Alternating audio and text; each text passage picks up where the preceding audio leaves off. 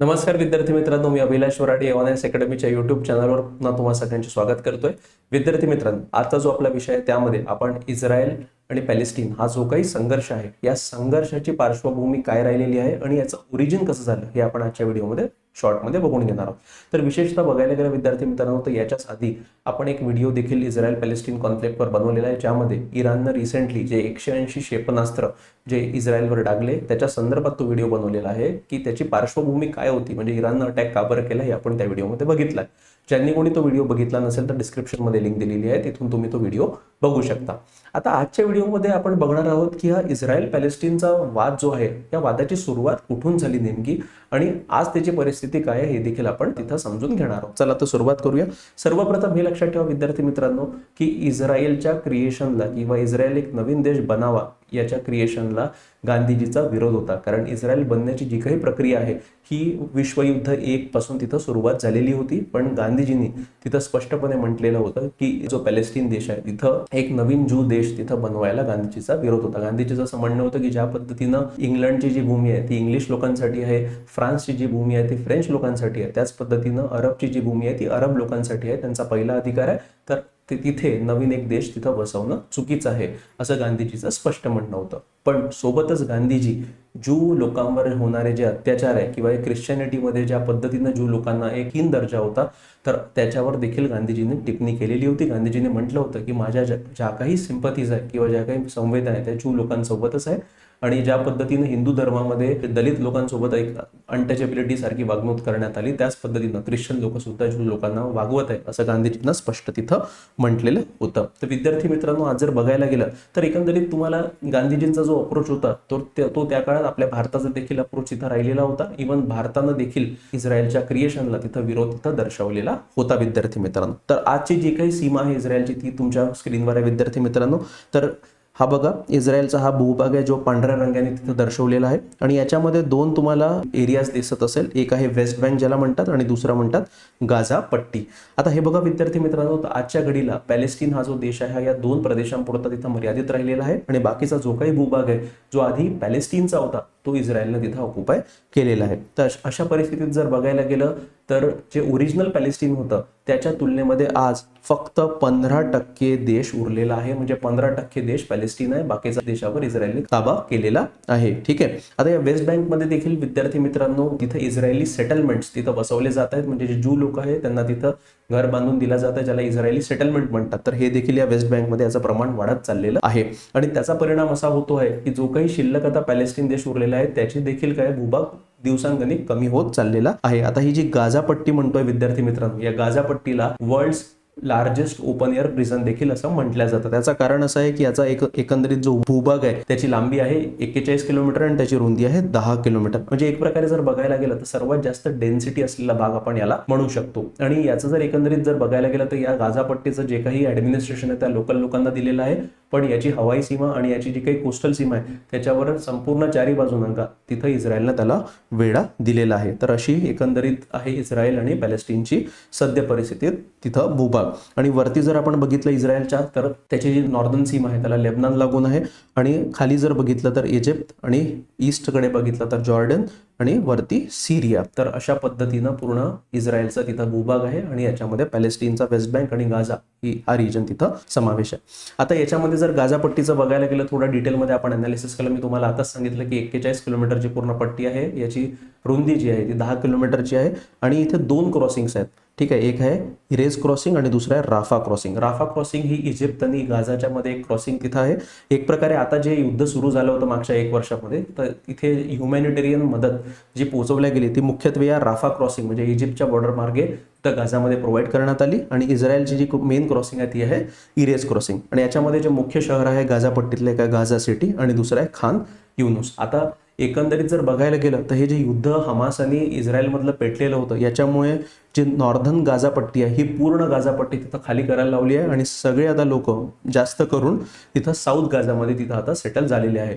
आणि आता देखील गाझा आणि इस्रायलमधलं जे काही युद्ध आहे हे थांबण्याचं नाव तिथं घेत नाही आहे विद्यार्थी मित्रांनो. आता एकंदरीत जर बघायला गेलं तर इस्रायल देश आहे, त्या देशामध्ये एकूण लोकसंख्या किती आहे तर जवळपास याची लोकसंख्या 9.8 मिलियन लोक याच्यामध्ये राहतात आणि याच्यामधलं जर एक सोशल कंपोजिशन कंपोजिशन आपण जर बघायला गेलं तर जवळपास 73.6% लोक हे ज्यू आहेत. त्यामध्ये दुसऱ्या क्रमांकावर जे येतात ते 21.1% अरब लोक येतात आणि 5.3% अदर लोक. आता या सोशल कंपोजिशन वरून एकंदरीत आपण समजून घेऊ शकतो विद्यार्थी मित्रांनो की जास्त करून मेजरली तर ज्यू लोक आहे आणि इस्रायल हा ज्यू लोकांचा देश म्हणून तिथं म्हटला जातो. पण दुसऱ्या क्रमांकावर म्हणजे जवळपास 21% संख्या ही अरब लोकांची आहे, जे प्रामुख्याने मुस्लिम धर्मीय आहे. तर अशा परिस्थितीत म्हणजे एक प्रकारे बघायला गेलं तर हे अरब लोक जे आहे जे इस्रायलमध्ये राहून आले हे मायनॉरिटीमध्ये आहे, पण त्यांच्या अधिकारांचं हनन म्हणजे एक प्रकारे सेकंड क्लास सिटीजनचा दर्जा त्यांना तिथं देण्यात आलेला आहे असं आपण म्हणू शकतो. आता एकंदरीत जर बघायला गेलं तर background of Israel Palestine conflict काय आहे, तर याचा पूर्ण जो वाद आहे विद्यार्थी मित्रांनो त्याचा जेनेसिस म्हणजे त्याचा जो उदय आहे तो इतिहासात आहे. आणि एकंदरीत ज्यू धर्मियांनाच आपण झिओनिझम म्हणतो किंवा झिओनिस्ट देखील त्यांना म्हटलं जातं. तर Zionism as its core is the national endeavor of the Jewish people supporting and advocating for the restoration of a Jewish homeland traditionally identified with the area of a Palestine or a biblical land of a Israel. सध्या परिस्थितीत Israel जिथं बसवण्यात आलेला आहे तर याचा उल्लेख Hebrew बायबलमध्ये तिथं केलेला आहे. आणि म्हणूनच जेव्हा ज्यू लोकांना स्वतःची जमिनीची आवश्यकता होती आणि स्वतःची एक मातृभूमी असली पाहिजे अशी त्यांची आशा जागृत झाली, तेव्हा त्यांनी कोणता भूभाग निवडला? पॅलेस्टीन, जिथं सध्या परिस्थिती होतं तिथला भूभाग निवडला. कारण त्यांचं असं म्हणणं होतं की आमचं ऐतिहासिक एक पार्श्वभूमी जर बघितली तर जुन्या काळात इस्रायल हा देश त्या भागात होता, म्हणून आमचा इस्रायल सुद्धा तिथंच असला पाहिजे. आता एकंदरीत जर बघायला गेलं विद्यार्थी मित्रांनो तर 3 धर्म जे आहेत, एक आहे ज्यू ज्याला झिओनिस्ट म्हणतात, दुसरं मुस्लिम धर्म आणि तिसरा ख्रिश्चन धर्म. या तिन्ही धर्माचा जो उदय आहे तो अब्राहम पासून झालेला आहे, ज्याला अब्राहमिक रिलिजन देखील असं म्हणतात. आणि तिघांचे प्रॉफिट 3 वेगवेगळे त्यांनी निवडलेले आहेत, पण यांचा जो उदय आहे तो एकाच ओरिजिन पासून झालेलं आपण असं म्हणू शकतो. तर अशा परिस्थितीत the 19th century witnessed the surge in European nationalistic sentiments paired with a growing wave of anti Semitism. म्हणजे काय झालं, ज्यू लोक जे होते हे ज्यू लोक संपूर्ण जगामध्ये विखुरलेले होते आणि प्रामुख्याने युरोपियन कंट्रीमध्ये छोट्या छोट्या प्रमाणात यांची संख्या तिथं होती. आता अशा परिस्थितीत डिमांड जागृत झाली की एक आपला स्वतःचा ज्यूचा देश असला पाहिजे की ज्यामध्ये प्रामुख्याने ज्यू लोक राहतील, म्हणजे एक आपली स्वतःची भूमी असली पाहिजे.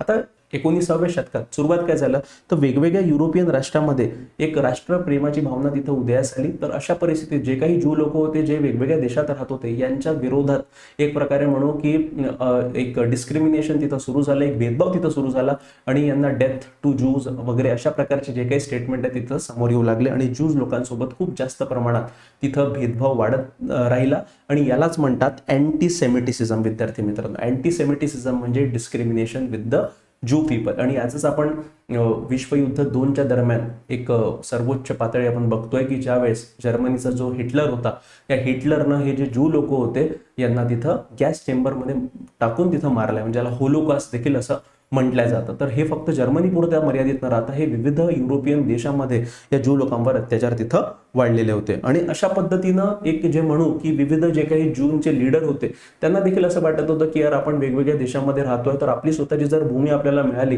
तर तिथे आपण स्वतंत्रपणे मनमोकळेपणाने राहू शकतो आणि आपल्याला देखील एक तिथं आपल्यासोबत कोणताही भेदभाव तिथं केला जाणार असा एक प्रदेश आपण तिथं निर्माण करू. तर याचीच एक संकल्पना मनाशी बाळगून थिओडोर हर्झल नावाचे एक लीडर होते ज्यू कम्युनिटीचे. त्यांनी फर्स्ट झिओनिस्ट काँग्रेस 1897 मध्ये बेसल स्वित्झर्लंड इथं त्यांनी आयोजित केली होती. आता हे थिओडोर हर्झल जे होते विद्यार्थी मित्रांनो यांचा जन्म प्रामुख्याने हंगेरीतला होता. आता यांचं जे बालपण होतं यांच्या बालपणी देखील यांना ज्यू डिस्क्रिमिनेशन म्हणजे अँटी सेमिटिसिझमचा सामना तिथं करावा लागला होता. त्याच्यामुळेच यांना विविध शाळा देखील बदलाव्या लागल्या होत्या. सुरुवातीला हे जे थिओडोर हर्झल हे व्यक्तिमत्व होते हे खूप मावळ होते. यांचं असं म्हणणं होतं की यार ठीक आहे, आज आमच्यासोबत डिस्क्रिमिनेशन होत आहे, भेदभाव होत आहे, पण एक काळ असा येईल किंवा जेव्हा ज्यू कम्युनिटी आणि ख्रिश्चन लोक आणि बाकी इतर धर्मीय लोक देखील एकत्र गुण्या गोविंदानं तिथं पुढे जातील, पण असं काही झालं नाही. आणि ही पत्रकारिता यांचा एक मेन प्रोफेशन होतं. तर यांना पत्रकारितेसाठी फ्रान्समध्ये पॅरिस इथं पाठवण्यात आलं. तर त्या पॅरिसमध्ये एक ज्यू तिथे मिलिटरी ऑफिसर होते, त्यांना एका खोट्या प्रकरणात तिथं अडकवण्यात आलं. त्यांच्यासोबत खूप जास्त प्रमाणात भेदभाव झाला आणि त्यांना तिथं त्या प्रकरणामध्ये फाशीची शिक्षा देण्यात आली. आणि हे पूर्ण जे काही प्रसंग होता हा प्रसंग या थिओडोर हर्झल यांनी जवळून बघितला आणि तेव्हा त्यांचं मन परिवर्तन झालं. तेव्हा त्यांना कळलं की या युरोपियन राष्ट्रामध्ये जर आपण राहिलो तर आपल्यासोबत हे जे काही डिस्क्रिमिनेशन होत चाललेलं आहे हे संपणार नाही आणि असंच कंटिन्यू तिथं चालत राहील. तर याला जर पूर्णविराम द्यायचा असेल तर आपल्याला स्वतःचा एक देश आपला तिथं आपल्याला बनवावाच लागेल. It propose the movement of Jews toward Palestine and the buying of land from the local population. आता इथं जर थोडं बॅकग्राऊंड मी सांगू इच्छितो विद्यार्थी मित्रांनो ज्यू कम्युनिटीबद्दल. तर ज्यू हे प्रामुख्यानं बिझनेस क्लास आहे, म्हणजे यांच्याकडे पैसा खूप जास्त प्रमाणात आहे. आजही जर आपण संपूर्ण जगामध्ये बघितलं तर ते मोठे मोठे जे मल्टीनॅशनल कंपनीज आहेत त्यांचे देखील मालक ज्यू जास्त करून तुम्हाला आढळून येतील. तर हे ज्यू लोक जे आहे यांना माहित होतं की जो आपला जुना देश होता इस्रायल तो त्या पॅलेस्टीनच्या भागात होता, म्हणून यांनी काय केलं, यांनी हळूहळू करत करत त्या पॅलेस्टीनच्या भागामध्ये जायला तिथे सुरुवात केली आणि तिथे जे गरीब अरब लोक होते त्यांना पैसे देऊन त्यांच्या जमिनी विकत घ्यायला सुरुवात केली. म्हणजे याची सुरुवात म्हणजे इस्रायल बनण्याची सुरुवात ही प्रामुख्याने आपण म्हणू शकतो की 1900च्या शतकातच तिथे त्याची सुरुवात झाली असं आपण म्हणू शकतो. म्हणजे तिथे हे जे ज्यू लोक होते तिथे जाऊन ते जमिनी खरेदी करायला लागले. आता हे जे थिओडोर हर्झेल आहे विद्यार्थी मित्रांनो यांना spiritual father of the Jewish state असं देखील म्हटलं जातं. म्हणजे ज्या पद्धतीनं आपण राष्ट्रपिता म्हणून महात्मा गांधी यांचं नाव घेतो त्या पद्धतीनं इस्रायली लोक किंवा इस्रायली देश spiritual father of Jewish state म्हणून थिओडोर हर्झेल यांचा उल्लेख करतात. आता याच्यानंतर एक महत्वपूर्ण जे डिक्लेरेशन झालं म्हणजे ज्याने आपण म्हणू शकतो की इस्रायल देशाचं पाळेमुळे किंवा एक प्रकारचं सुरुवात जिथे झाली ते आहे बॅल्फर डिक्लेरेशन. आता हे बॅल्फर डिक्लेरेशन काय आहे तर याच्या आधी आपल्याला थोडं समजून घ्यावं लागेल की 1517 पासून 1917 पर्यंत आज जिथे इस्रायल हा संपूर्ण जो भूभाग आहे हा भूभाग ऑटोमन एम्पायरचा एक पार्ट होता. आता ऑटोमन एम्पायर मेडिवल हिस्ट्रीमध्ये जर तुम्ही बघायला गेलं तर खूप मोठं एम्पायर होतं आणि आजचं जे इस्रायल किंवा पॅलेस्टीनचा हा जो काही भूभाग होता हा ऑटोमन साम्राज्याचा तिथं भाग होता. बट विश्वयुद्ध एक जेव्हा झालं, विश्वयुद्ध एक 1914 पासून 1918च्या दरम्यान झालं विद्यार्थी मित्रांनो, तर हे जे ऑटोमन साम्राज्य होतं हे ब्रिटिशांच्या विरोधात तिथं उभं राहिलं आणि ब्रिटिशांनी त्याच्यामध्ये या ऑटोमन साम्राज्याचा तिथं पराभव केला. आणि पराभव केल्यानंतर हा जो काही भूभाग होता ज्याच्यावर ऑटोमन साम्राज्याची शासन होतं हा संपूर्ण भूभाग विजेते जे काही देश होते त्यामध्ये प्रामुख्याने ब्रिटन, फ्रान्स यांच्यामध्ये तो डिवाइड करण्यात आला. आणि आजचा जो आपण ज्याला पॅलेस्टीनचा प्रदेश म्हणतो किंवा इस्रायल जिथं वसलेला आहे हा भाग प्रामुख्याने ब्रिटिशांकडे तिथं गेला होता. आणि त्याच वेळेस तेव्हा ब्रिटिश फॉरेन सेक्रेटरी जे होते आर्थर जेम्स बॅल्फर यांनी काय केलं, यांनी एक प्रस्ताव सादर केला आणि त्याच्यामध्ये त्यांनी म्हटलं की आज जिथं पॅलेस्टीन आहे तिथं आपण येणाऱ्या काळामध्ये इस्रायल नावाचा देश तिथं वसवायला पाहिजे जो प्रामुख्याने ज्यू लोकांसाठी तिथं बनलेला असेल. ठीक आहे. आता याच्यामध्ये ब्रिटिशांना असं वाटलं की आपण एक डिक्लेरेशन तर दिलेलं आहे बा म्हणजे बॅल्फर डिक्लेरेशनच्या माध्यमातून आणि बाकीचे जे काही आपले मित्र देश राहतील ते देखील याला सपोर्ट करतील. पण असं एकदम अचानक तर होणार नव्हतं. आता याच्यामध्ये बघा विद्यार्थी मित्रांनो की जेव्हा विश्वयुद्ध एक झालं तर त्यामध्ये प्रामुख्यानं जे जगातले प्रमुख देश होते ते दोन गटामध्ये तिथं डिवाइड झाले. एक गट होता अलाइड पॉवरचा आणि दुसरा गट होता सेंट्रल पॉवरचा. आता या अलाइड पॉवरमध्ये जो प्रमुख देश होता तो होता ब्रिटिश एम्पायर, दुसरं फ्रान्स, इटली, रशिया आणि USA. आणि सेंट्रल पॉवर जे होते ते होते ऑस्ट्रिया, हंगरी, जर्मनी आणि ऑटोमन एम्पायर किंवा आजचा टर्की. तर अशा पद्धतीनं अलाइड पॉवर्सनी सेंट्रल पॉवर्सला तिथं मात दिली आणि हे जे सेंट्रल पॉवर्स होते त्यामध्ये प्रामुख्यानं Austria, Hungary, Germany, Ottoman Empire यांचा जो काही भूभाग होता तो भूभाग या अलाइड पॉवर्सने स्वतःमध्ये वाटून घेतला होता. ठीक आहे. आता जेव्हा विश्वयुद्ध 1918 मध्ये संपलं आणि अलाइड पॉवर्स जे होते त्यामध्ये प्रामुख्यानं ब्रिटन हा विजयी झाला तर जवळपास हे जे ऑटोमन एम्पायर होतं ऑटोमन साम्राज्य 400 वर्षापासून चालत आलेलं होतं याचा विनाश तिथं झाला. आणि Great Britain took control over what became known as a Palestine. म्हणजे आजच्या घडीमध्ये इस्रायल, पॅलेस्टीन आणि जॉर्डन हा जो काही एवढा भूभाग आहे तो त्यावेळेस पॅलेस्टीन म्हणून संबोधला जात होता. आता विश्वयुद्ध एक संपल्यानंतर विद्यार्थी मित्रांनो जगामध्ये शांतता प्रस्थापित करण्यासाठी तिथं लीग ऑफ नेशनची स्थापना करण्यात आली. आता हे लीग ऑफ नेशन जर बघायला गेलं तर ही एक प्रकारे संघटना तिथं बनवण्यात आली. म्हणजे आजचं युनायटेड नेशन ज्या पद्धतीनं होतं त्या पद्धतीनं त्यावेळेस लीग ऑफ नेशनची स्थापना तिथं करण्यात आलेली होती. आणि यांनी देखील ते स्पेसिफिक जे इस्रायलचं क्रिएशन आहे पॅलेस्टीनच्या भूमीमध्ये याला अप्रुव्हल दिलेलं होतं. पण त्याच वेळेस अरब जे राष्ट्र होते किंवा अरब जे लोक होते यांनी त्याला खूप जास्त प्रमाणात विरोध देखील केला होता. म्हणजे पॅलेस्टीनमध्ये राहणारे जे अरब लोक आहे त्यांना देखील त्यांचं घर सोडावं लागेल आणि त्यांना दुसरीकडे जावं लागेल. तर म्हणून अरब लोक आणि अरब देश त्याला स्पष्टपणे विरोध करत होते. आता ब्रिटिश त्यावेळेस पॅलेस्टीनचा बराचसा भूभाग तिथं कंट्रोल करत होते. In the years following the end of world war II became an independent state in 1947. म्हणजे याचीच परिणती एक प्रकारे म्हणू शकतो क्लायमॅक्स काय झाला तर 1947 मध्ये या पॅलेस्टीन देशामध्येच इस्रायलचं तिथं क्रिएशन झालं. आता एकंदरीत बघा विद्यार्थी मित्रांनो 1914 पूर्वीचं जे मिडल ईस्ट आहे किंवा ज्याला आपण वेस्ट एशिया म्हणतो या वेस्ट एशियाचा मॅप कसा होता तर एवढं मोठं हे ऑटोमन साम्राज्य तिथं होतं विद्यार्थी मित्रांनो. म्हणजे 400 वर्षापासून चालत आलेलं होतं. तर हा जो काही पॅलेस्टीन इस्रायलचा आजचा भूभाग आहे, हा संपूर्ण ऑटोमन एम्पायरच्या ताब्यात होता. पण जेव्हा विश्वयुद्ध एक संपलं, तेव्हा ही जी काही ऑटोमन एम्पायरची जागा आहे, ही मुख्यत्वे फ्रान्स आणि ब्रिटनमध्ये डिवाइड करण्यात आली. तर याच्यामध्ये बघा की हा जो भूभाग आहे, हा प्रामुख्यानं ब्रिटनकडे देण्यात आला. म्हणजे त्याच्याचमध्ये पॅलेस्टीनचा भूभाग देखील ब्रिटनकडे आलेला होता. आणि त्याच्याचमध्ये ब्रिटननं बॅल्फर डिक्लेरेशन तिथं अनाऊन्स केलं आणि घोषणा केली की त्याच्या पॅलेस्टीनच्याच भागामध्ये आम्ही एक ज्यूइश राष्ट्र बनवू, ज्याचं नाव इस्रायल राहील. जो काही पॅलेस्टीनचा भूभाग होता, तो ऑलरेडी त्याच्यामध्ये अरब लोक तर मेजॉरिटीमध्ये होते, पण जे ज्यू लोक होते ते मायनॉरिटीमध्ये होते. दोघंही जे काही कम्युनिटीज होत्या त्या गुन्ह्या गोविंदांना तिथं नांदत होत्या. पण जेव्हा ब्रिटननं घोषणा केली की आम्हाला एक इस्रायल नावाचा देश, ज्यूइश देश तिथं निर्माण करायचा आहे, तेव्हा अरब आणि ज्यू लोक आणि ब्रिटिश एम्पायर यांच्यामधला संघर्ष तिथं वाढत गेला. त्याच दरम्यान between 1920 to 1940 the number of Jews arriving there grew with many fleeing from persecution in Europe. म्हणजे ज्या पद्धतीनं त्या काळामध्ये हिटलरचा उदय झाला आणि युरोपच्या विविध देशांमध्ये ज्यूजवर अत्याचार वाढत चालले होते, तर अशा परिस्थितीत जे ज्यू लोक आहे, ज्यांच्याजवळचा पैसा पाणी घेऊन तिथं पॅलेस्टीनमध्ये यायला लागले आणि जमिनी खरेदी करायला लागले.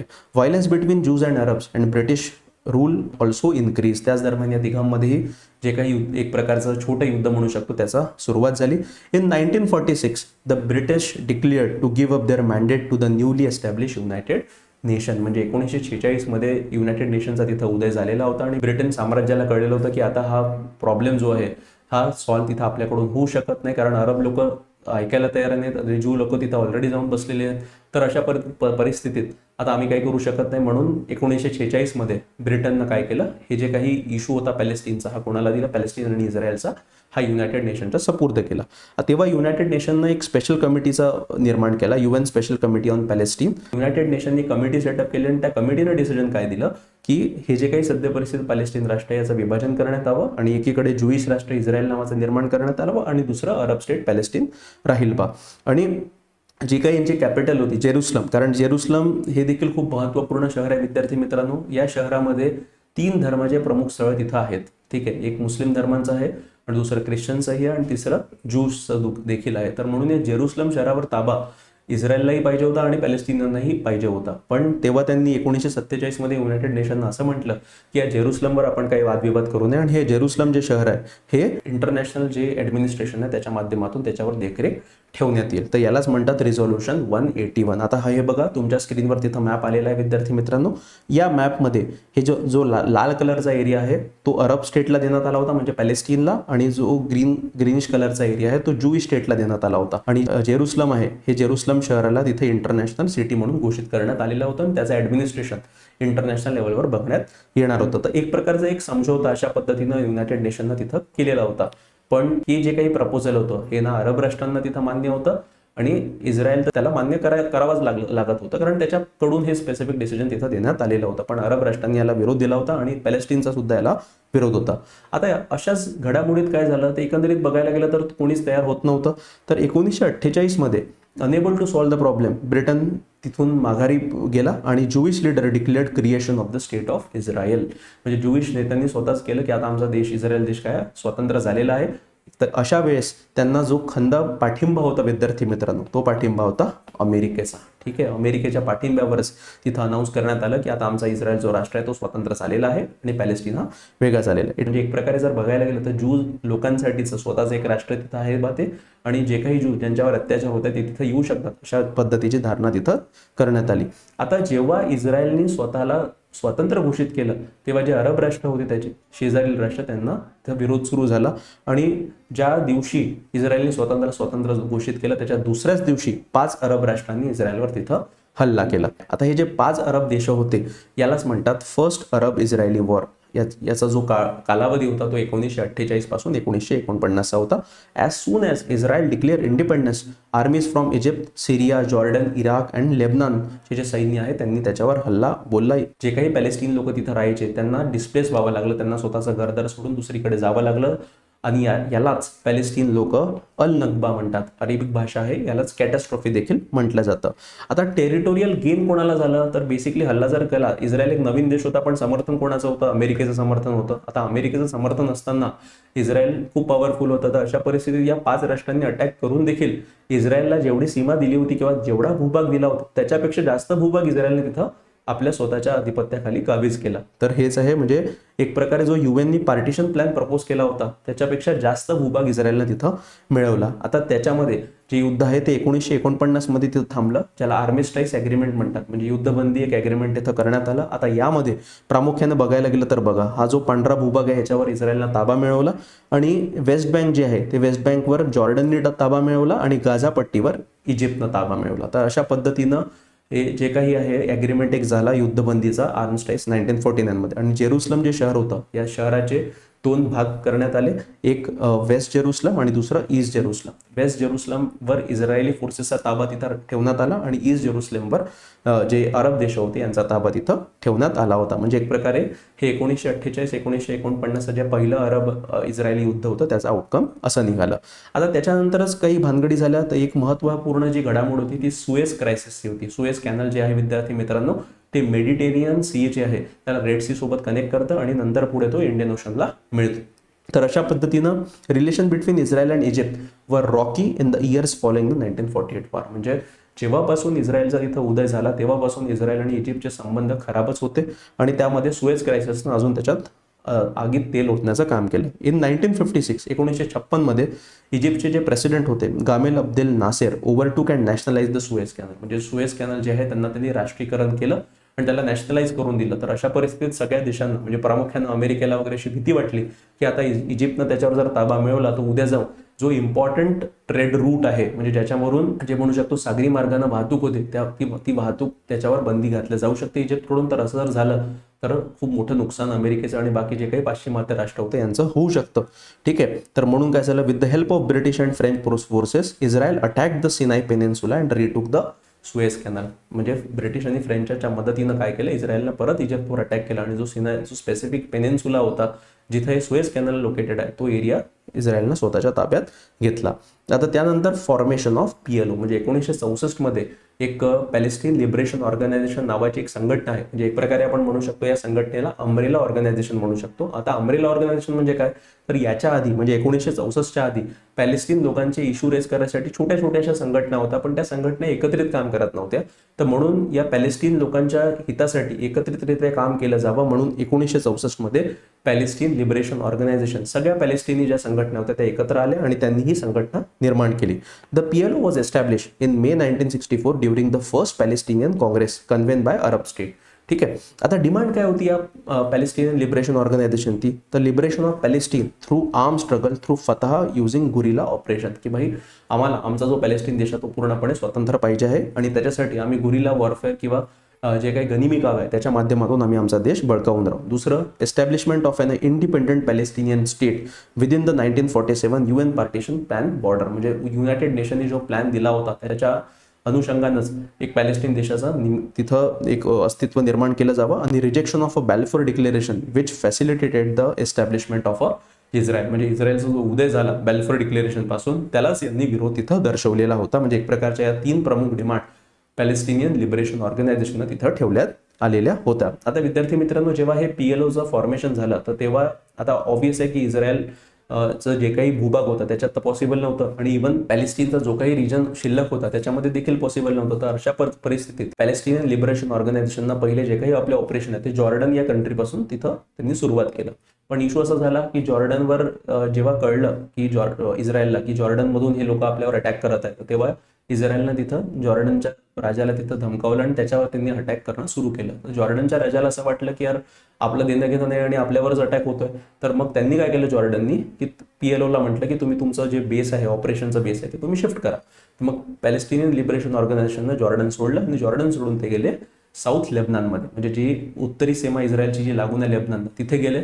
आणि तिथे त्यांनी आपलं बेरूत, जी लेबनानची कॅपिटल आहे, तिथं त्यांनी आपलं हेडक्वार्टर बनवलं, आणि तिथून मग त्यांनी इस्रायलवर अटॅक करायला सुरुवात केलं, जेणेकरून पॅलेस्टिनला स्वातंत्र्य मिळालं पाहिजे म्हणून. त्यानंतर 1967 मध्ये महत्वपूर्ण युद्ध झालं अगेन अरब आणि इस्रायलमधलं, त्याला म्हणतात 6 डे वॉर. आता Israel launch a preemptive air strike, म्हणजे इस्रायलनी विरोधी राष्ट्रांचा अटॅक होण्याच्या आधीच स्वतःहूनच अटॅक केला आणि त्याच्यामध्ये एअर स्ट्राईक केली. आता हे एअर स्ट्राईक कोणत्या देशांवर झाले? इजिप्त, सिरिया आणि जॉर्डन. आणि या तीनही राष्ट्रांचे जे एअरफोर्स होते त्याला निकामी करण्यात आलं. In a war in 1967 Israel occupied East Jerusalem and West Bank as well as most of the Syrian Golan Heights, Gaza and the Egyptian Sinai Peninsula. म्हणजे हे जे काही युद्ध झालं यामध्ये इस्रायलनं आपला एरिया अजून वाढवला. त्यामध्ये त्यांनी ईस्ट जेरुसलम ताब्यात घेतलं, म्हणजे अख्खं जेरुसलम आता इस्रायलचं झालेलं होतं, आणि वेस्ट बँकचा इलाका देखील ताब्यात घेतला.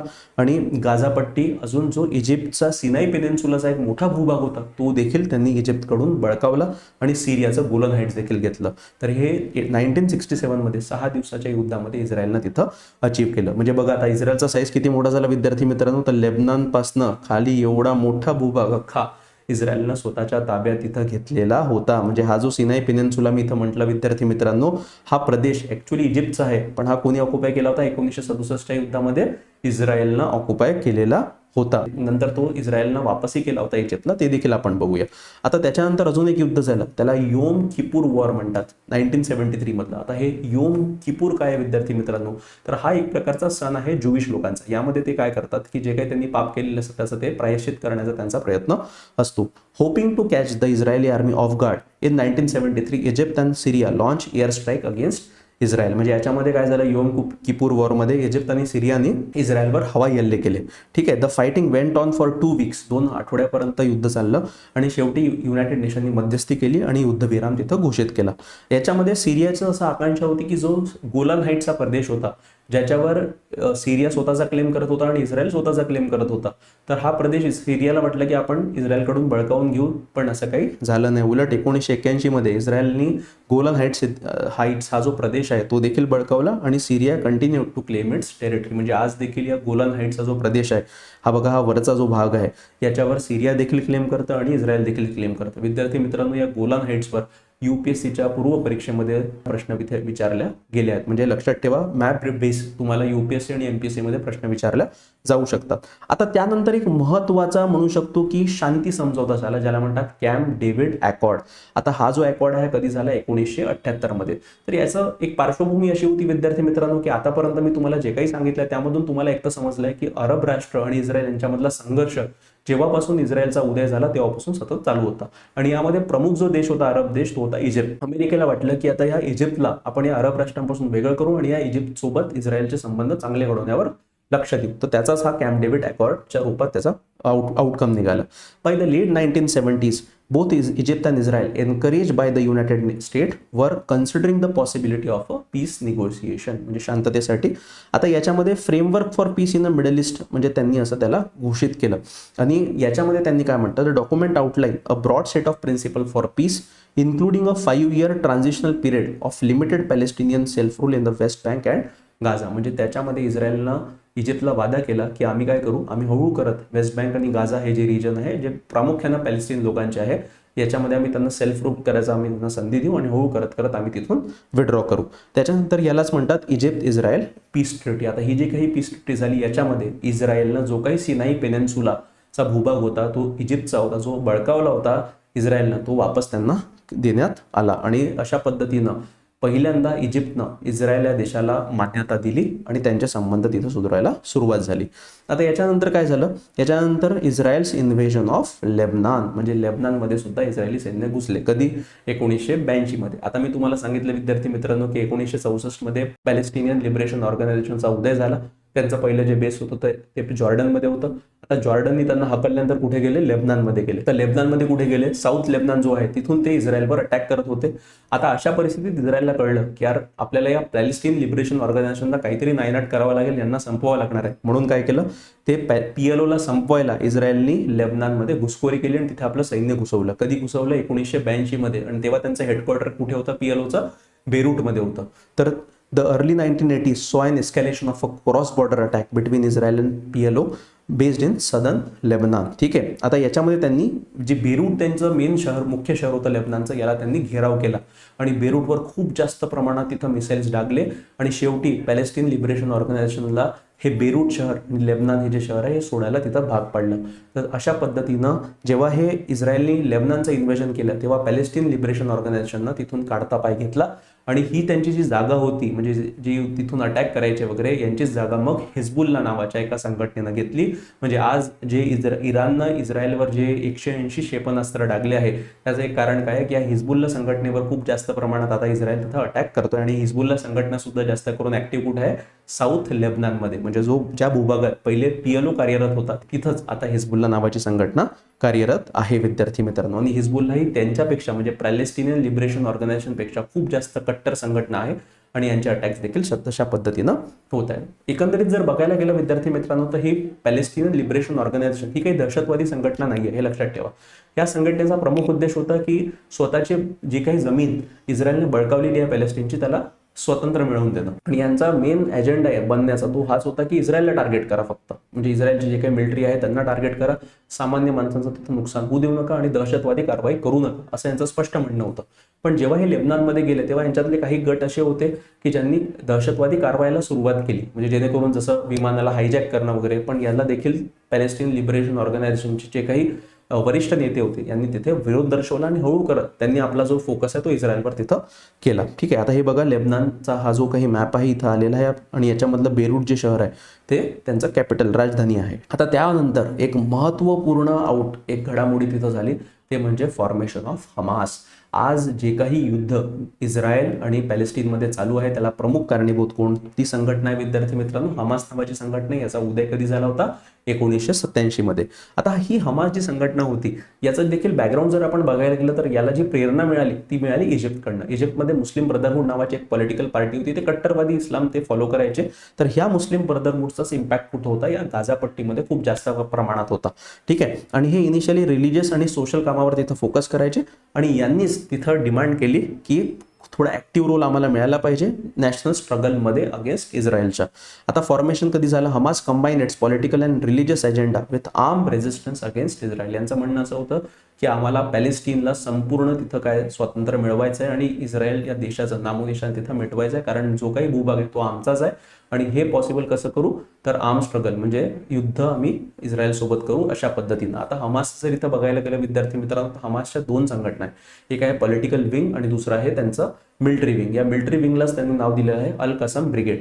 आता हा जो काही अटॅक 1 वर्ष आधी इस्रायलवर केला होता हमासनी, तर या अल कसम ब्रिगेडनी केला होता, ज्याच्यामध्ये 5000 रॉकेट्स तिथे इस्रायलवर डागण्यात आलेले होते. आता मेन ऑब्जेक्टिव्ह काय होतं हमासचं, the complete liberation of Palestine. पॅलेस्टीनला संपूर्णपणे स्वातंत्र्य मिळालं पाहिजे and the establishment of an Islamic state in the place of Israel. म्हणजे इस्रायलच्या जागी काय करा, सरळ मुस्लिम देश तिथं बसवायचा आहे जो शरिया लॉच्या आधारावर तिथं काम करेल. ठीक आहे, आता याच्यानंतर म्हणजे हमासचं फॉर्मेशन झाल्यानंतर हमास डिमांड करत होती PLOला, पॅलेस्टीन लिबरेशन ऑर्गनायझेशनला, की तुम्ही आम्हाला सुद्धा इन्व्हॉल्व करा, हे जे काही पॉलिटिक प्रोसेस चालू आहे डायलॉगची इस्रायल सोबत. पण PLOने याच्याकडे दुर्लक्ष केलं आणि शेवटी फर्स्ट इंटिफादा झाला. इंटिफादा म्हणजे काय, एक प्रकारचा शेकिंग ऑफ.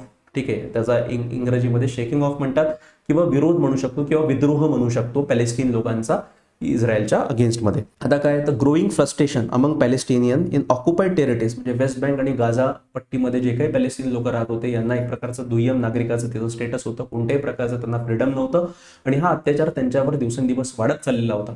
आणि त्यांना असं म्हणजे पॅलेस्टिनियन लिबरेशन ऑर्गनायझेशन काही करून आली असं ही देखील तिथं वाटत नव्हतं. आता नेचर ऑफ अपरायझिंग काय होतं याच्यामध्ये त्यांनी सिव्हिल डिसओबिडियन्स म्हणजे एक प्रकारचं जे म्हणू शकतो की ज्या काही सरकारी कारवाया होत्या त्यांनी विरोध दर्शवायला सुरुवात केला, प्रोटेस्ट करायला सुरुवात केलं आणि छोट्या मोठ्या प्रमाणात त्यांनी व्हायलन्स ऍक्टिव्हिटी देखील केल्या. त्यामध्ये स्टोन थ्रोईंग करणं, दगड फेकणं, जनरल स्ट्राईक करणं, बायकॉट ऑफ इस्रायली प्रोडक्ट, या सगळ्या प्रकारचे त्यांनी इनिशिएटिव्ह या फर्स्ट इंतिफाडा जे 1987 पासून 1993 पर्यंत चाललं याच्यामध्ये त्यांनी केलं. आणि याचं आउटकम काय निघालं तर दोनही ज्या पार्टीज होत्या म्हणजे एक प्रकारे पॅलेस्टिनियन लोक त्यांच्या संघटना आणि दुसरी गोष्ट इस्रायली जी सेना किंवा सरकार हे दोनही एका टेबलवर आले आणि त्यांनी डिसाईड केलं की चला आपण आता काय करूया, आता चर्चेच्या मार्गाने याच्यावर तोडगा काढण्याचा प्रयत्न करूया. तर याचाच परिणाम जे शांती प्रक्रियेला सुरुवात झाली ती झाली ऑस्लो अकॉर्ड 1 पासून. आता ही शांती प्रक्रिया कधी झाली 1993 मध्ये. आता ऑस्लो काय विद्यार्थी मित्रांनो, नॉर्वे देशाची जी राजधानी आहे ती आहे ऑस्लो. आता याच्यामध्ये both side recognize their right to existence and Israel further recognize the PLO as the legitimate representative of the Palestinian people. म्हणजे पहिल्यांदा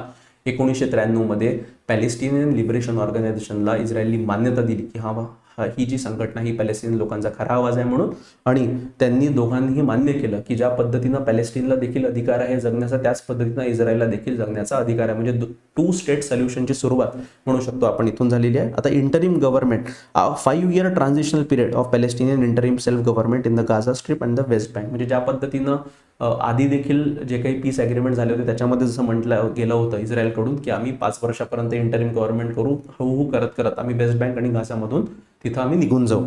तेच वादा एक प्रकारे ऑस्लो अकॉर्डमध्ये करण्यात आलं आणि फेज इस्रायली विड्रॉल तिथं त्यांनी सांगितलं. आणि इकॉनॉमिक कोऑपरेशन देखील वाढवण्यावर तिथं भर देण्यात आला की गाझापट्टी आणि वेस्ट बँक आणि इस्रायल हे जे काही प्रदेश आहे यांचा एकत्रितरित्या आपण विकास करू शकतो याच्यावर देखील तिथे चर्चा झाली. आता याचाच दुसरा एक अकॉर्ड अजून झाला, पीस अकॉर्ड ज्याला म्हणतात ऑस्लो अकॉर्ड 2. हा कधी झाला? 1995 मध्ये. आता यामध्ये काय झालं ना, टेरिटोरियल डिव्हिजन करण्यात आलं. म्हणजे जे वेस्ट बँक होतं त्या वेस्ट बँकला अजून त्यांनी 3 विभागामध्ये डिवाइड केलं. त्यामधला West Bank was divided into area A, area B आणि एरिया सी. एरियामध्ये फुल पॅलेस्टिनियन कंट्रोल, म्हणजे त्या वेस्ट बँकमध्ये सुद्धा 3 इलाके बनवण्यात आले. त्याच्यामध्ये एक इलाक्यात फक्त पॅलेस्टीन लोक, दुसऱ्यामध्ये इस्रायल पॅलेस्टीन कंट्रोल आहे आणि तिसऱ्यामध्ये फुल इस्रायली कंट्रोल. म्हणजे काय तर ऑलरेडी जो इस्रायल होता वेस्ट बँक तर पॅलेस्टिनियनला द्यायला पाहिजे होता, पण तसं न करता त्या वेस्ट बँकचे सुद्धा 3 तुकडे करण्यात आले आणि त्याच्यामध्ये एकाच पार्टवर पॅलेस्टीनचा अधिकार देण्यात आला आणि बाकीच्या 2 पार्टवर इस्रायलचा. ठीक आहे. आणि दुसरं security arrangement, the accord outline protocol for security cooperation between Palestinian authority and Israel defence forces. म्हणजे जे काही सिक्युरिटी आहे ते दोन्ही पॅलेस्टीन अथॉरिटी आणि इस्रायल डिफेन्स फोर्सेस मिळून करतील. सेफ पॅसेज देण्यात आला होता, म्हणजे गाझापट्टी आणि वेस्ट बँक यांच्यामध्ये इस्रायलचा भूभाग होता, तर त्या लोकांना एकमेकांना मिळण्यासाठी तिथं सेफ पॅसेजची सुद्धा घोषणा करण्यात आली होती आणि इकॉनॉमिक रिलेशन सुद्धा सुधारण्यासाठी तिथं प्रयत्न करणार अशा पद्धतीचं बोलणं तिथं करण्यात आले होतं. आता हे बघा विद्यार्थी मित्रांनो, तुमच्या स्क्रीनवर मॅप आलेला आहे.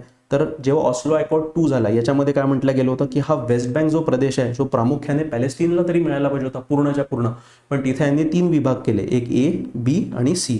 ए मध्ये प्रामुख्याने फक्त पॅलेस्टीन लोक राहतील, ठीक आहे. बी मध्ये पॅलेस्टीन आणि इस्रायली दोन्ही लोक राहतील आणि सी मध्ये संपूर्णपणे इस्रायली लोक राहतील. आणि अशा पद्धतीनं हळूहळू करत करत काय करतो इस्रायल, आजही तेच चालू आहे की हा वेस्ट बँकचा जो भूभाग आहे तो हळूहळू इस्रायल तिथं ताब्यात घेतो आहे, तिथे आपल्या लोकांना बसवतोय, ज्यूइश लोकांना बसवतोय, ज्याला इस्रायली सेटलमेंट देखील म्हणतात. आणि याला देखील युनायटेड नेशननं विरोध दर्शवलेला आहे विद्यार्थी मित्रांनो. ठीक आहे. हे बघा विद्यार्थी मित्रांनो, तुमच्या स्क्रीनवर अजून एक इमेज आलेली आहे की 1917चा जर तुम्ही मॅप बघितला पॅलेस्टीनचा, म्हणजे किती मोठा देश होता, पण हळूहळू करत करत 1948, 67, 95, 2020 पर्यंत जर आपण बघितलं तर आज फक्त 15% पॅलेस्टीन उरलेला आहे. आज फक्त 15% पॅलेस्टीन हा देश उरलेला आहे आणि त्या देशाला मान्यता देखील इस्रायल द्यायला तयार नाही आहे. ठीक आहे. आता दुसरं जे इंटिफादा झालं म्हणजे एक प्रकारचा उठाव आपण म्हणू शकतो, तो कधी झाला पॅलेस्टीनमध्ये 2000 ते 2005च्या दरम्यान. आणि हा जो उठाव होता हा पहिल्या उठावापेक्षा खूप जास्त प्रमाणात भयंकर होता. याच्यामध्ये सुसाईड बॉम्बिंग वगैरे सारखे तिथं इनिशिएटिव्ह घेण्यात आले होते. Following the breakdown of camp David summit in July 2000 tensions वर हाय. म्हणजे जे पीस एक प्रोसेस तिथं सुरुवात झालेली होती त्याचाच एक कॅम्प डेव्हिड समिट 2000 साली आयोजित करण्यात आला होता, पण त्याचा काही आउटकम निघालेला नाही.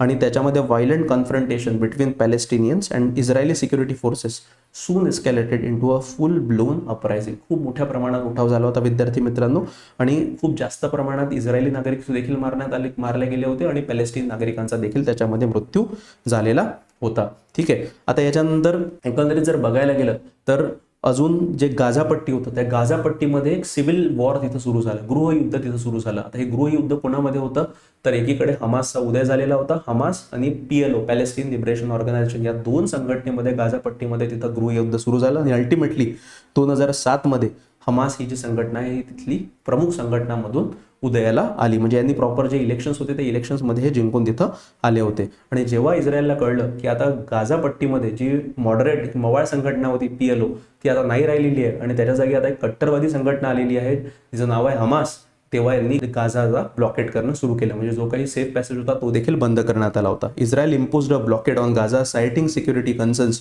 Due to rocket attacks. म्हणजे हमास संघटना जी होती यांचं जे मी तुम्हाला म्हणतो military wing al Qassam brigade हे इस्रायलच्या भागावर सतत तिथं मिलिटरी अटॅक्स करत होते. आता याच्यामध्ये गाझा वॉरची सुरुवात झाली पुढील 2008 ते 2009 पासून. आता हे जे काही गाझा युद्ध होतं हे अगेन इस्रायल आणि गाझामध्ये होतं. तर याला कंट्रोल करण्यासाठी इस्रायलनं ऑपरेशन कास्ट लीड नावाचं सुरू केलं. Launch by Israel in December 2008. It aim to stop rocket fire and weaken Hamas. म्हणजे यांचा प्रमुख उद्देश होता की हमासला तिथं कमजोर करणं आणि जे काही रॉकेट अटॅक हमासवरून होत आहे त्यांना थांबवणं. ठीक आहे. पण 2009 मध्येच दोन्ही साईडनं तिथं युनिलॅटरल सीजफायर घोषित केलं, म्हणजे युद्धबंदी घोषित केली. आता त्यानंतरच्या ज्या काही घडामोडी झाल्या 2010 ते आतापर्यंतच्या, तर टेन्शन अँड पीस अटेम्प्ट्स तिथं झाले आहेत. पण टेन्शन प्रामुख्यानं कोणत्या कोणत्या गोष्टीमुळे वाढलेलं आहे इस्रायल आणि पॅलेस्टाईनमध्ये ते बघायला गेलं तर सर्वात प्रमुख जी घटना झाली ती आहे US embassy move to Jerusalem. 2018 साली काय झालं विद्यार्थी मित्रांनो, की त्याच्या आधी अमेरिकेचं जे दूतावास होतं तर तेल अवीव नावाचं इस्रायलचं जे प्रमुख शहर आहे तिथं होतं. पण अमेरिकेनं काय केलं 2018 मध्ये, जेव्हा डोनाल्ड ट्रम्प अमेरिकेचे राष्ट्राध्यक्ष होते तेव्हा त्यांनी स्वतःचं दूतावास तेल अवीव मधून उचलून कुठे ठेवलं, जेरुसलम. आता तुम्हाला माहित आहे, मी पूर्ण सांगितलं विद्यार्थी मित्रांनो, की जेरुसलम हे जे शहर आहे हे अरब आणि इस्रायल मधलं सर्वात मोठा वाद त्याच्यावरून देखील आहे. तर जेव्हा अमेरिकेनं स्वतःचं दूतावास जेरुसलमला तिथं नेलं तर याचा अर्थ काय, की ऑफिशियली अमेरिकेने ऍक्सेप्ट केलं की जेरुसलम हे कोणाचं शहर आहे, पूर्णपणे इस्रायलचं आहे म्हणून. तर याच्यामुळे देखील पॅलेस्टाईन जे अरब लोक आहेत त्यांच्यामध्ये खूप जास्त प्रमाणात एक रोष आला आणि तिथे सुद्धा मग परत प्रोटेस्ट सुरू झाला. दुसरं झालं पीस टू प्रॉस्पेरिटी प्लॅन 2020. म्हणजे डोनाल्ड ट्रम्प जेव्हा राष्ट्राध्यक्ष होते तेव्हाच पीस टू प्रॉस्पेरिटी प्लॅन त्यांनी घोषित केला. पण त्याच्यामध्ये देखील त्यांनी जे प्रमुख मुद्दे होते पॅलेस्टाईनचे, की त्यांचा एक 2 स्टेट सोल्युशन व्हायला पाहिजे, मग जे लोक पॅलेस्टाईन देश सोडून गेलेले त्यांना वापस तिथं रिसेटल करण्यासाठी, असे काहीच तिथं बोलण्यात आलं नाही आणि त्या जुने जे वादे होते तेच करण्यात आले होते. आणि तिसरं जे प्रमुख एक इन्सिडेंट झाला तो आहे अब्राहम अकॉर्ड, जो 2020 साली झाला. आता हा अब्राहम अकॉर्डचा पर्पज काय होता, याच्यामध्ये मध्यस्थी कोणी केली, अमेरिकेने केली. कोणामध्ये केली, इस्रायल आणि जे अरब राष्ट्र होते दुसरे, ठीक आहे, त्यांच्यामध्ये केली. यामध्ये प्रामुख्याने UAE, बहरीन वगैरे हे जे राष्ट्र होते याच्यामध्ये आणि इस्रायलमध्ये एक प्रकारचा समझोता करण्यात आला आणि शांती तिथं प्रस्थापित करण्यात आली. पण हा अब्राहम अकॉर्ड देखील काय झाला, एक प्रकारचा फेलियर म्हणू शकतो. कारण यामध्ये इराण नव्हतं, यामध्ये इराक नव्हतं, यामध्ये सिरिया नव्हतं, यामध्ये लेबनान नव्हतं. जे प्रमुख राष्ट्र आहे ज्यांचा आणि इस्रायलच्या मध्ये खूप जास्त प्रमाणात रोष आहे त्यांचा कोणाचाही तिथं समावेश नव्हता. म्हणजे ह्या ज्या काही घडामोडी आहे या घडामोडीचा एक प्रकारे आपण म्हणू शकतो की आउटकम काहीच निघाला नाही आणि अजून दिवसांगणिक इस्रायल आणि पॅलेस्टाईन मधला जो काही संघर्ष आहे तो वाढत गेला. आता what are the main problems, म्हणजे प्रमुख प्रॉब्लेम्स काय इस्रायल आणि पॅलेस्टाईन मधले, हे प्रमुख प्रॉब्लेम या स्क्रीनवर आलेले आहेत. पहिला काय, what should happen to Palestinian refugees. म्हणजे जे लोक जेव्हापासून तिथं इस्रायल सेटलमेंट वाढत गेली पॅलेस्टाईनमध्ये आणि जे पॅलेस्टाईनमधले मूळ नागरिक होते ते त्यांचा भूभाग सोडून दुसऱ्या प्रदेशामध्ये गेले, तर यांचं काय होणार, म्हणजे यांना स्वतःच्या देशामध्ये कसं घेणार तुम्ही, याच्यावर कोणीच बोलत नाही आहे. Whether Jewish settlements in the occupied West Bank should be stayed or removed. म्हणजे पहिले जे युनायटेड नेशनने प्रपोजल दिलं होतं त्यामध्ये वेस्ट बँक हा अख्खाच्या अख्खा पॅलेस्टाईनला देण्यात आलेला होता. पण त्या युनायटेड नेशनच्या प्रपोजलचं हनन कोणी केलेलं आहे, इस्रायलने केलेलं आहे. तर अशा पद्धतीमध्ये जर आज बघायला गेलं तर या वेस्ट बँकमधून जे काही इस्रायल स्वतःच्या लोकांना तिथं वसवत आहे ते तर चुकीचं आहे. मग त्यांना काढल्या गेलं पाहिजे की काय केलं पाहिजे. तिसरा, whether the two side should share Jerusalem or not. म्हणजे जेरुसलम जे शहर आहे हे प्रमुख शहर आहे, एक धार्मिक शहर आपण म्हणू शकतो आणि 3 धर्मियांसाठी फार महत्त्वपूर्ण आहे. तर याला शेअर करायला पाहिजे की नाही, तर याच्यावर देखील विवाद आहे. अरब राष्ट्र म्हणतात अख्खच्या अख्खं जेरुसलम आमचं आहे आणि इस्रायल म्हणतो अख्खाच्या अख्खा आमचा आहे. तर हा देखील एक मोठा विवाद आहे. And perhaps most tricky of all, weather a Palestinian state should be created along side Israel. म्हणजे ज्याला म्हणतात 2 स्टेट सोल्युशन. हे सोल्युशन युनायटेड नेशनने 1947 मध्येच दिलं होतं आणि भारत देखील या 2 स्टेट सोल्युशनचा खंदा समर्थक आहे. विद्यार्थी मित्रांनो, आजही आपले प्रधानमंत्री जेव्हा हे गाझा आणि इस्रायलचं युद्ध सतत चालू आहे त्यामध्ये इराणने देखील उडी मारलेली आहे, तेव्हा देखील आपलं म्हणणं तेच आहे की 2 राष्ट्र तर बनले पाहिजे. एक पॅलेस्टीन वेगळा बनला पाहिजे आणि एक इस्रायल वेगळा बनला पाहिजे, की जेणेकरून त्या भागामध्ये शांतता तिथं प्रस्थापित राहील. ठीक आहे. आता प्रेझेंट कॉन्फ्लिक्ट तर तुम्हाला माहित आहे, जे युद्ध चालू आहे हमास आणि इस्रायल मधलं, याची सुरुवात ऑक्टोबर 2023 मध्ये झाली. विद्यार्थी मित्रांनो, यामध्ये हमास ही जी संघटना आहे याचा मिलिटरी विंग अल कासम ब्रिगेड यांनी जवळपास 5000 क्षेपणास्त्र कोणावर टाकले, इस्रायलवर टाकले आणि जवळपास त्यामध्ये 1200 निष्पाप इस्रायली नागरिकांचा मृत्यू झाला आणि एक प्रकारचा हा दहशतवादी हल्ला तिथं आपण याला म्हणू शकतो विद्यार्थी मित्रांनो. आणि यामध्ये त्यांनी 200 पेक्षा जास्त इस्रायली नागरिकांना पोलीस ठेवलं आणि त्यांना परत गाझामध्ये घेऊन गेले आणि आतापर्यंत त्याच्यामधले काही सोडले, काही अजून सोडायचे देखील आहे. तर याला प्रत्युत्तर म्हणून इस्रायली सरकारने, इस्रायली फोर्सेसनं ऑपरेशन आयर्न स्वॉर्ड तिथं अनाऊन्स केलं आणि ते युद्ध आजही चालू आहे. यामध्ये प्रामुख्यानं बघायला गेलं विद्यार्थी मित्रांनो 40,000 पेक्षा जास्त तिथं लोकांचा मृत्यू झालेला आहे. त्यामध्ये 60 ते 70% पेक्षा जास्त लहान मुलं आणि बायांचा तिथं समावेश आहे. म्हणजे एक प्रकारचा एक नरसंहार चालू आहे की चुकी त्या हमास संघटनेची आहे पण त्याच्यामध्ये निष्पाप नागरिकांचा काय दोष. तर हा सर्वात प्रमुख मुद्दा तिथे येतोय आणि मानवतावाद जर इथं आपण बघितलं तर मानवतेला काळीमा फासणारी घटना 21व्या शतकामध्ये इथं घडत आहे आणि त्याच्यावर कोणताही देश काहीच बोलत नाही, तर ही खूप गंभीर चिंतेची बाब आहे. टाइमलाईन ऑफ इव्हेंट्स इथे दिलेल्या आहे विद्यार्थी मित्रांनो. इव्हन मागच्या व्हिडिओमध्ये देखील मी सांगितलेलं होतं की कशा घटना झाल्या की ज्याच्यामुळे इराणनं तिथं इस्रायलवर अटॅक केला, हे देखील आपण बघितलेलं होतं. एकदा हे वाचून द्याल विद्यार्थी मित्रांनो. तर अशा पद्धतीनं इस्रायल आणि पॅलेस्टाईन हा जो वाद आहे याची सुरुवात कुठून झाली आणि आज ज्या पद्धतीनं संपूर्ण जगावर एक विश्वयुद्धाचं एक सावट तिथं आहे. कारण असं म्हटलं जातं की दिवसांगणिक हे जे युद्ध आहे जे पहिले फक्त इस्रायल आणि पॅलेस्टीन किंवा गाझापुरता मर्यादित होतं ते आता एक्सपांड होत आहे. उदाहरण द्यायला गेलं तर या मॅपमध्ये मी तुम्हाला सांगितलेलं होतं की इराण आणि पाकिस्तान यांनी सुद्धा एकमेकांवर तिथं मिसाईली डागल्या होत्या. म्हणजे एकंदरीत वेस्ट एशिया जो भाग आहे याच्या पलीकडे जाऊन आता युद्ध वाढत चाललेलं आहे आणि असं जर होत राहिलं तर काय होईल, तर संपूर्ण जग युद्धाच्या खाईत लोटण्यात येईल आणि एक नवीन विश्वयुद्ध तिथं आपल्याला बघायला मिळेल. आणि हे जर विश्वयुद्ध झालं विद्यार्थी मित्रांनो तर संपूर्ण जग तिथं नष्ट होण्याची संभावना वर्तविण्यात येत आहे. तर विद्यार्थी मित्रांनो, अशा पद्धतीनं आपण इस्रायल आणि पॅलेस्टीन यांच्यामधला विवाद काय आहे, सुरुवात कधीपासून झाली होती, बॅल्फर डिक्लेरेशन पासून आजपर्यंत काय परिस्थिती आहे, सगळं आपण आजच्या व्हिडिओमध्ये बघितलं आहे. तुम्हाला जर व्हिडिओ आवडला असेल तर व्हिडिओ लाईक करा, शेअर करा आणि चॅनलला सबस्क्राईब करायला विसरू नका. धन्यवाद विद्यार्थी मित्रांनो.